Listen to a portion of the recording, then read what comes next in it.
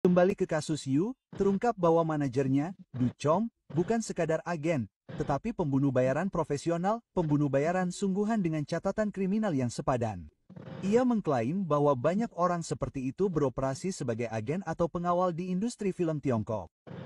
Awalnya, ia mengira Tanu Media pasti sangat kaya hingga menyewa perlindungan seperti itu. Namun kenyataannya, katanya, jauh lebih gelap. Pekerjaan Du Chong yang sebenarnya adalah memantau Yu Manglong. Tanu Media, tambahnya, tidak pernah bermaksud mengembangkan karir Yu. Mereka menggunakannya sebagai pion, menekannya meskipun dia berbakat dan berpotensi karena bisnis Tanu Media yang sebenarnya adalah pencucian uang. Ratusan miliar yuan senilai puluhan miliar dolar AS.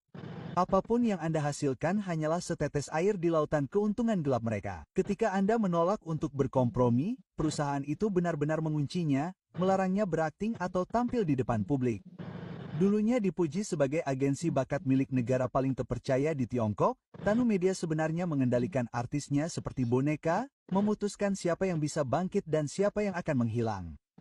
Setelah kebenaran terungkap, kami akhirnya menyadari bahwa yang paling licik, paling gelap, dan paling kejam dari semuanya adalah aktor Tiongkok Li Xian kejutkan fans dengan tiba di Indonesia. Publik Indonesia tengah dihebohkan dengan kabar kedatangan aktor tampan asal Tiongkok, Li Xian, yang dikonfirmasi tiba di Jakarta pada 22 Oktober 2025. Informasi tersebut pertama kali mencuat melalui unggahan di media sosial yang menyebutkan bahwa sang aktor diperkirakan mendarat di Bandara Internasional Soekarno-Hatta pada hari ini. Kehadiran Li Xian di Indonesia disambut antusias oleh para penggemar setianya. Banyak penggemar yang telah menantikan kesempatan untuk melihat langsung bintang drama populer seperti Go Go Squid dan Meet Yourself tersebut. Namun, kedatangan Li Xian kali ini bukan sekadar kunjungan biasa. Aktor berusia 33 tahun itu hadir di Indonesia untuk menjalankan misi khusus sebagai Global Youth Ambassador Padi. Menurut sumber resmi, Li Xian dijadwalkan melakukan aktivitas menyelam di Berau, Kalimantan Timur. Baca berita artis Cina selengkapnya hanya di overseasidol.com. Yu Manglong sempat berfoto di depan Museum 798, dan keesokan harinya, ia juga terlihat berfoto di depan Hotel Bulgaria. Seperti dia memberikan petunjuk, tetapi tidak ada yang menyadarinya. Dan ternyata benar Hotel Bulgaria terhubung dengan Museum 798 melalui lorong rahasia bawah tanah. Tapi sayangnya itu semua terungkap setelah Yu Manglong sudah pergi. Tak ada caption, tak ada keterangan apapun. Namun dua foto itu menjadi titik awal dari misteri panjang yang membuat jutaan orang bertanya-tanya.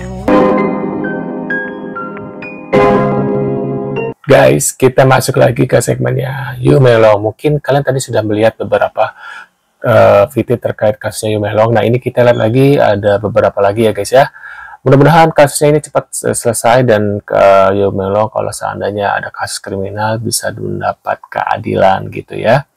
Karena ini kasusnya masih belum jelas apakah ini ada kasus murni ya, ada bun-bun atau ada kriminal gitu ya, ada pelaku gitu guys. Nah ini kita lihat lagi ada beberapa video selanjutnya, ada semoga mereka bukan Yu Manglong berikutnya katanya gitu guys. Nah ini kita lihat seperti apa ya, kita reaction, kita tonton bareng-bareng guys. Tidak hanya Yu Manglong yang dijadikan alat, tetapi ada beberapa rekannya juga. Baru-baru ini rumor mengejutkan mulai menyebar di dunia maya. Kabar tersebut mengklaim bahwa Yu Manglong bersama beberapa bintang top Tiongkok lainnya diam-diam terdaftar di sebuah entitas bernama Perusahaan Ke-13. Menurut diskusi di media sosial, nama-nama besar seperti Hu Yantan, Xiao Liyan, Wu Gongjong, dan lainnya juga disebut-sebut akan tercantum dalam daftar yang sama di bawah perusahaan tersebut yang membuatnya. Semakin aneh, perusahaan-perusahaan ini dilaporkan terdaftar di bawah kategori perizinan merek dan peralatan tipe Ke-13. Warganet yang menelusuri data di platform riset bisnis publik Tiongkok menemukan bahwa banyak perusahaan tersebut memiliki nomor telepon, alamat, dan bidang usaha yang sama, bahkan beberapa di antaranya tidak berkaitan sama sekali dengan industri hiburan. Beberapa perusahaan itu mengklaim tidak memiliki karyawan, namun entah bagaimana mampu menangani transaksi bernilai ratusan juta dolar. Hal ini membuat publik mulai bertanya-tanya, mengapa seorang aktor atau penyanyi bisa terdaftar di perusahaan yang bergerak di bidang perdagangan peralatan atau produk tipe 13?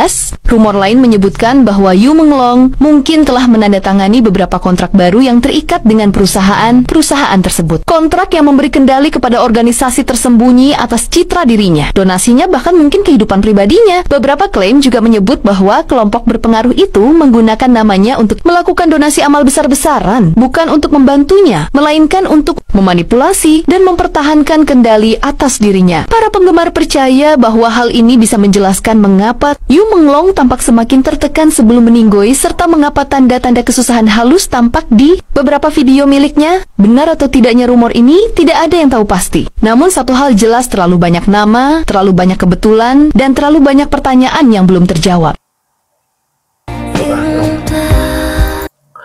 Nah, ini bukti ya, makin jelas beredar foto Yu Menglong ya, dengan jas yang sama gitu guys ya, beredar foto Yu Menglong dalam museum 798 ya, menggunakan jas hitam dan kemeja putih, sama persis yang dipakai saat sedang live ya. Emang mirip sih guys ya ini. Menurut info dari CNET ya, foto itu Yu Menglong sedang dibius ya saat live. Tiba-tiba ada yang menyuruhnya untuk menghentikan live. Kira-kira apa yang terjadi saat live itu ya, untuk dihentikan ya. Jujur ikuti berita ini mentalku jadi nggak karuan, sakit banget mikirin orang sebaik dia harus meninggal bertahun-tahun disiksa ya dengan ini sadis ya. 我女儿去呢？很纠结。我女儿去呢？ Apa nih? Once again 0,5 speed ya, apa ini? 很纠结。何年何月何主管啊？何年何月何主管啊？ Tuh tulisannya apa nih? 现在我们的《侠客行不通》已经播到第19集了啊！各位都是除了朦胧还没有登场之外，各位都已经出场了。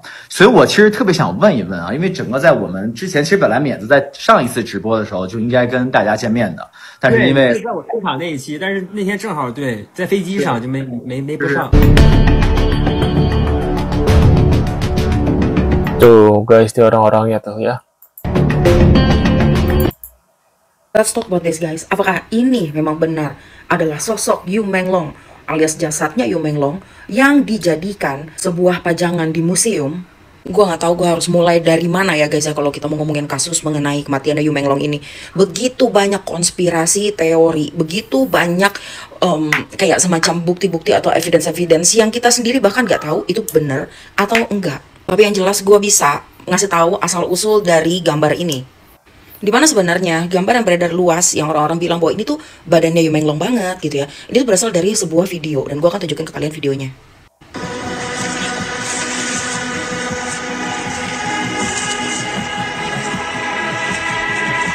Dikabarkan video yang pada akhirnya diambil screenshotannya gitu ya menjadi gambar still seperti ini berasal dari sebuah museum.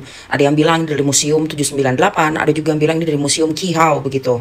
Di mana museum ini terkenal sering memajang art atau seni yang sangat nyentrik gitu. Dan juga produk-produk instalasi seperti ini. Dan juga seperti ini. Tapi kebenarannya sebenarnya gimana sih guys? Ternyata ini adalah hasil karya dari Keigo Matsumaru, seorang artis AI yang bekerja sama dengan Sora dalam menciptakan video pendek tadi. Jadi video tadi ya yang diambil cuplikannya atau screenshotannya untuk foto ini itu fully AI atau generated AI. Yang video aslinya sebenarnya kan kalau yang video yang gue tunjukin tadi itu ada semacam benang-benang merah. Nah di video asli yang punyanya Keigo Matsumaru ini benangnya itu warna biru. Makanya judul karyanya dia ini adalah Netted Blue or Singing Fish.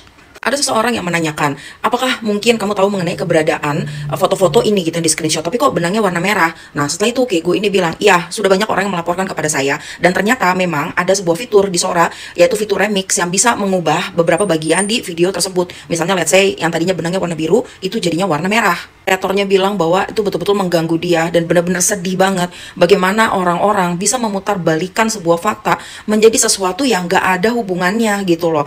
Padahal itu fully generated AI. Gue lihat banyak orang yang bikin gitu ya, gue gak ngerti netizen mana yang iseng gitu ya, bikin semacam kayak teori-teori seperti ini. Apalagi kalau kita nih orang Indo, kita umumnya kita tidak terlalu mengerti lah bahasa China gitu ya, jadi mungkin agak mudah untuk kita menyerap sebuah informasi dan menganggapnya itu benar. Oke guys, jadi itu ya, semoga terjawab bahwa sebenarnya foto ini yang digadang-gadang mirip Yu Menglong dan segala macam, ini adalah AI, sama sekali bukan tubuhnya Yu Menglong dan juga tidak dipajang di museum manapun. Semoga ini bisa clarifying every news out there gitu ya, supaya kalian. Nah itu dia guys, tapi kalau gitu kemana ya jenazahnya? Atau mungkin sekarang kondisinya lagi belum sadar gitu ya? Yu Menglong karena mungkin masih belum sadar dan belum ada ini gitu ya, mungkin guys, ini kan duga-dugaannya, karena biasanya kan ada pemakaman ini nggak ada sama sekali guys ya. Menurut pendapat kalian gimana? Bisa tulis di kolom komentar. Terima kasih sudah hadir dan kita akan bertemu lagi di video selanjutnya. Saya selalu buat kalian, see you guys.